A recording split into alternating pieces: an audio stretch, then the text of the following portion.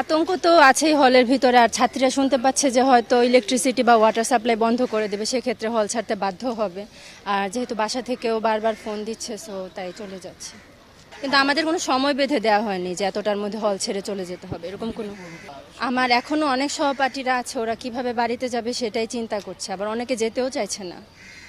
এখন পর্যন্ত ভিতরে কোনো অসুবিধা হয়নি, এবং কালকে রাত্রে যে ঘটনা হয়েছে আমাদের হলে কোনো অপ্রীতিকর কোনো ঘটনা ঘটে। বাসা থেকে চাপ দিচ্ছে তাই চলে যাচ্ছে। না, আমাদের হলে এরকম কোনো অপ্রীতিকর ঘটনা ঘটেনি, এবং আমাদের সব হাউস টিউটররা হলে ছিল। মেয়েদের নিরাপত্তা ওরা নিশ্চিত করেছেন। আমাদের দিক থেকেও আমাদের সাধারণ ছাত্রীরা যারা ছিল তারা কোনো রকমের অপ্রীতিকর ঘটনা চায় না।